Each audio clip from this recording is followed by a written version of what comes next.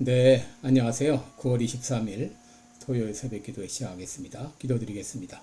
은혜로우신 우리 아버지, 오늘도 새날을 허락해 주신 것을 감사를 드립니다. 오늘도 성령님께서 나와 동행하심을 믿고 담대하게 살아가는 하루가 되게 하여 주옵소서. 어디를 가든지 내가 하나님의 전도자요, 복음 전도자라는 것을 기억하며 복음을 전하는 귀한 하루가 되게 하여 주시고, 내가 가는 곳곳마다 성령의 역사로 말미암아 놀라운 일들이 일어나게 하여 주시옵소서. 또 내일 주의 날을 맞이해서 또 마음과 또 몸을 준비하며 주일 예배를 준비하는 귀한 하루가 되게 하여 주옵소서. 이 시간도 병중에 있는 우리 모든 성도들 긍휼을 베풀어 주시고 주의 능력의 손으로 어루만져 주시사 깨끗이 나음을 얻게 하여 주시옵소서. 오늘도 주님 앞에 의탁하며 예수님의 이름으로 기도드리옵나이다. 아멘. 네, 찬송가 413장 부르겠습니다. 내 평생에 가는 길 순탄하여 413장입니다.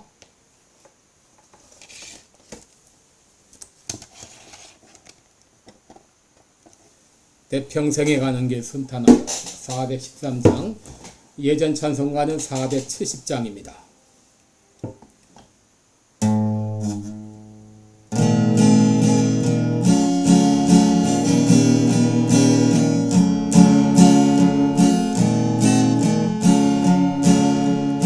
내 평생에 가는 길 순탄하여 늘 잔잔한 강 같은지 큰 풍파로 무섭고 어렵든지 나의 영혼은 늘 편하다.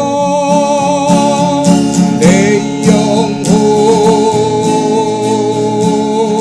평안해. 내 영혼 평안해. 전막 위는 우리를 삼키려고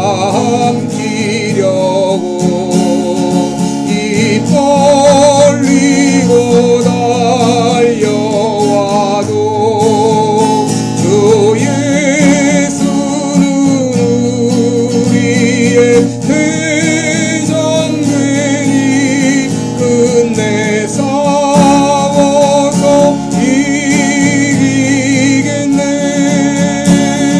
내 영혼 평안해. 내 영혼 평안해. 내 지은 죄 중빛 같더라도 주 예수께 달으면 그 십자가 비로소 다시 스사 믿는 보다 더 정하겠네. 내 영혼 평안해. 내 영혼 평안해. 저 공중에 구름이 일어나며 큰 나팔이 울릴 때에 주 오셔서 세상을 심판해도 나의 영혼은 더 높으리. 내 영혼 평안해. 내 영혼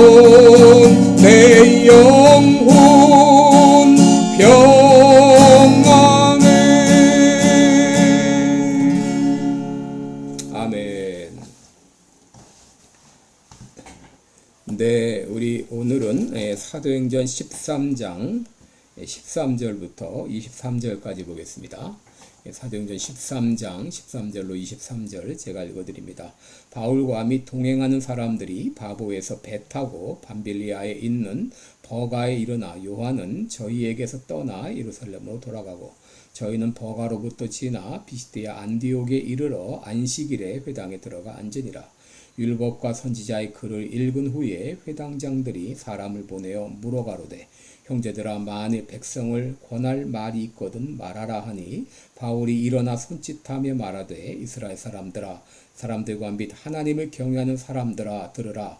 이 이스라엘 백성의 하나님이 우리 조상을 택하시고 애굽 땅에서 나그네 된 그 백성을 높여 큰 권능으로 인도하여 내사 광야에서 약 40년간 저희 소행을 참으시고 가나안 땅 7족속을 멸하사 그 땅을 기업으로 주시고 약 450년간 그 후에 선지자 사무엘 때까지 사사를 주셨더니 그 후에 저희가 왕을 구하거늘 하나님이 베냐민 지파 사람 기스의 아들 사울을 40년간 주셨다가 패하시고 다윗을 왕으로 세우시고 증거하여 가라사대 내가 이새의 아들 다윗을 만나니 내 마음에 합한 사람이라 내 뜻을 다 이루게 하리라 하시더니 하나님이 약속하신 대로 이 사람의 씨에서 이스라엘을 위하여 구주를 세우셨으니 곧 예수라. 아멘.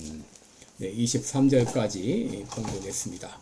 오늘은 효과적으로 전도하려면 이런 제목으로 함께 말씀을 나누겠습니다. 여러분 사도행전을 흔히 성령행전이라 이렇게 말을 하죠.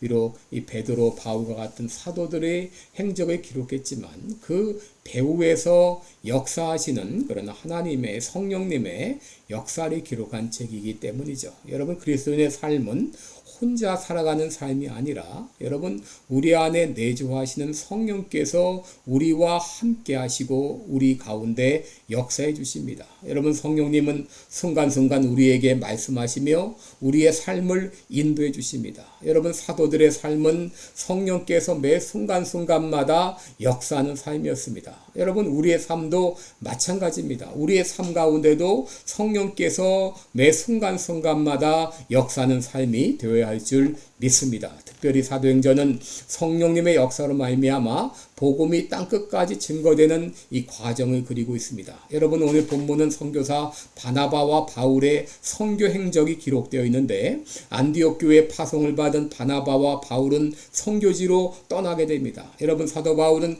일생 동안 3차에 걸친 선교 여행을 떠나게 되는데 오늘 본문에는 바로 제1차 선교 여행의 여정이 기록이 되어 있습니다. 여러분 4절에 보시면 두 사람이 성령의 보내심을 받아 실루기아로 내려가서 거기서 배 타고 구브로로 가서 살람에 이르러 하나님의 말씀을 전했다라고 말하죠. 또 6절에 보면 온 섬 가운데로 지나서 바부에서 총독 서기오 바울에게 전도했다 그랬습니다. 그래서 어제 이 구브로, 키프로스, 어저께는 그리스라고 얘기했는데 터키의 남쪽에 있는 섬이 되겠습니다. 이 키프로스 섬 가운데를 지나서 거기에 이 수도라고 말할 수 있는 바보라는 곳에서 거기서 총독 서기오 바울에게 세르기오 파울로스 서기오 바울에게 전도하게 되죠. 그리고 13절에 보면 이 바보에서 배를 타고 밤빌리아에 있는 버가로 갔습니다. 이 밤빌리아는 지금의 터키가 되겠습니다. 이 밤빌리아에 있는 버가로 갔는데 버가를 거쳐서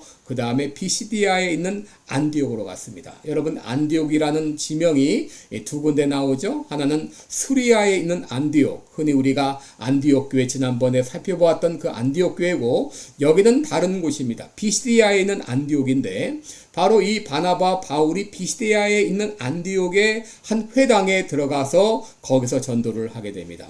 그래서 여기서 특별히 사도 바울이 이 회당에서 전도하는 그런 내용이 그려져 있는데 오늘 본문을 통해서 우리들은 어떻게 효과적으로 전도할지를 함께 생각해 보겠습니다. 여러분 효과적인 전도가 되려면 첫째 사람을 만날 수 있는 곳으로 가야 합니다. 여러분 바나바와 이 바울이 회당으로 간 이유가 무엇이죠? 그것은 바로 거기서 사람을 만날 수 있기 때문이었습니다. 여러분 회당이라고 하는 것은 바벨론 포로 후에 성전이 무너진 다음에 유대인들이 율법을 가르치고 신앙을 전수하기 위해서 세운 세운 기관으로 여기서 기도와 연구와 혹은 토라 읽기 이런 것들이 행해졌습니다.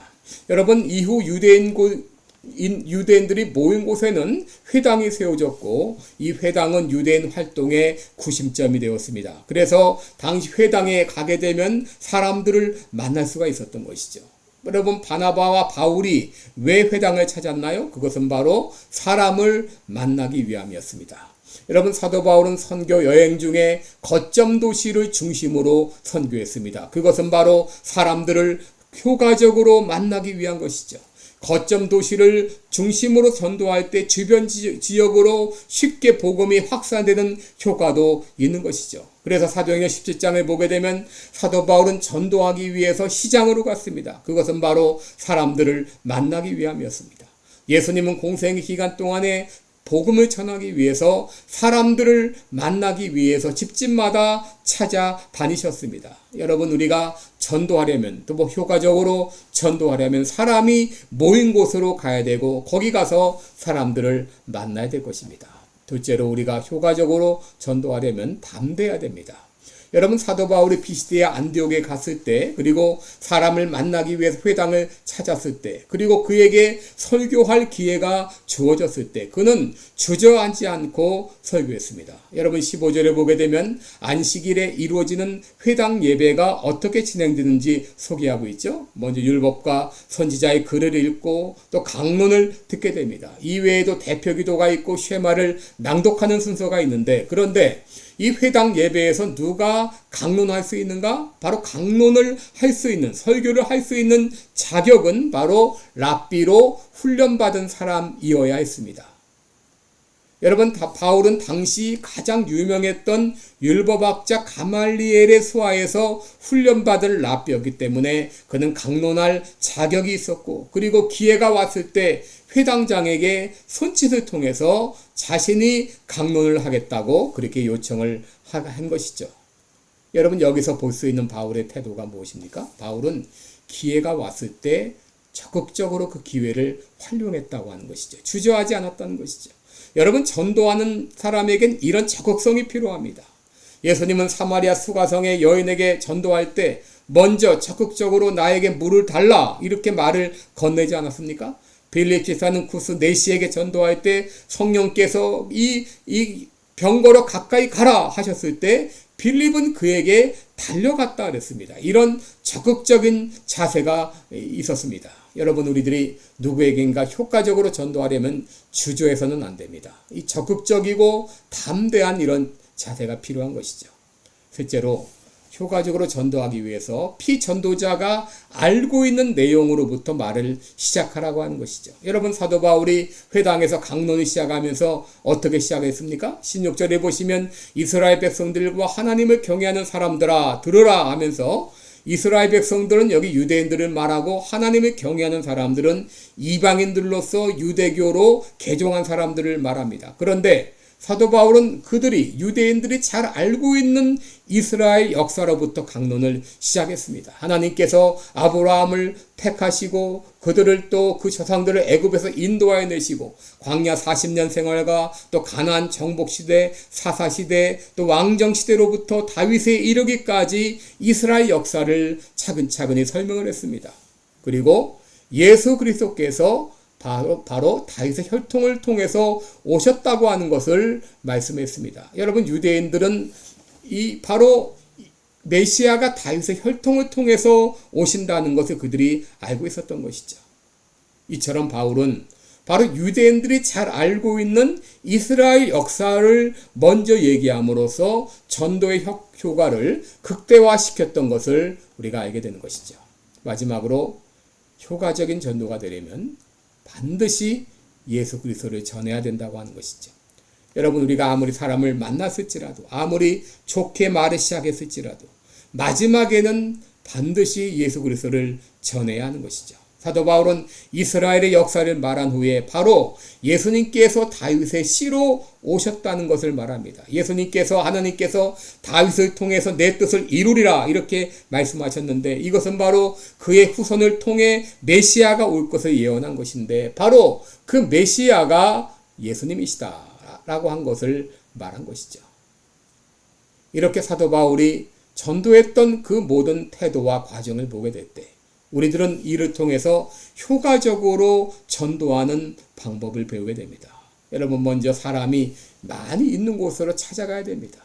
그리고 우리는 적극적이고 담대한 그런 태도를 가져야 됩니다.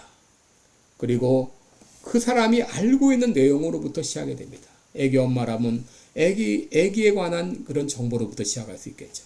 만약에 학교 다니는 학생을 학부모로 둔 사람이라면 그 학교 생활로부터 시작할 수 있겠죠. 그들이 잘 알고 있는 내용으로부터 시작하라는 것이죠. 그리고 마지막으로 반드시 예수 그리스도를 말하라고 하는 것이죠. 여러분, 우리 이 땅에 우리 모든 그리스도인들은 선교사입니다. 여러분, 선교는, 전도는 선교사만 하는 것이 아닙니다. 목사만 하는 것이 아닙니다. 여러분, 우리 모든 성도들이 다 선교사여 전도자입니다. 그래서 우리들은 어떻게 하면 내가 만나는 사람에게 효과적으로 전도할 수 있지를 우리가 늘 생각하고 연구하고 실행해야 됩니다. 여러분, 이를 통해서 여러분 진정으로 효과적으로 전도할 수 있는 여러분 되시기를 축원합니다. 기도하겠습니다.